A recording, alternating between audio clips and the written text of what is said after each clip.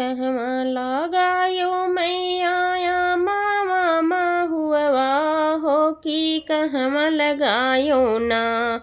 मैया नीमिया के पेड़वा हो कि कहवा लगायो ना।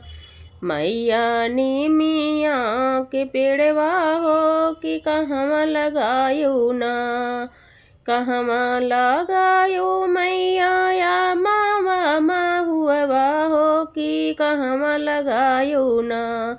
मैया नीमिया के पेड़वा हो कि कहवा लगायो ना। बगिया लगायो सेवकाया मामा महुआ हो कि दुअरा लगायो ना। सेवका नीमिया के पेड़वा हो कि दुअरा लगायो ना।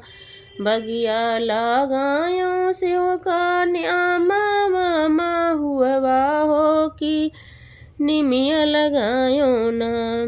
सेवका दुआरा लगायो हो कि निमिया पेड़वा ना। कौना ही फूलवा मैया तोहराया सोना लगायो। हे कमाना फूलवाना हे कमाना फूलवाना।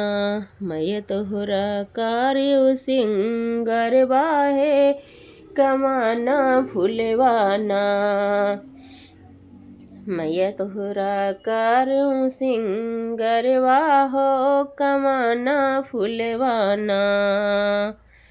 हे कमाना फूलवाना। बेला चमेली सेवकाया शना लगायो कि अढ़ौल फूलवाना।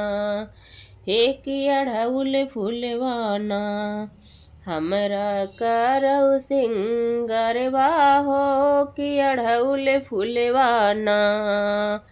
बेला चमेली सेवकाया शना लगायो हो कि अढ़ौल फूलवाना।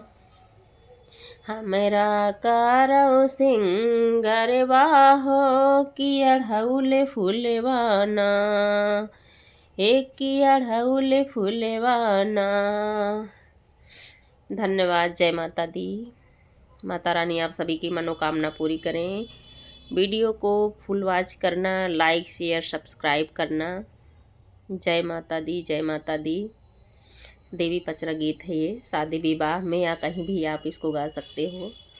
जय माता दी, जय माता दी।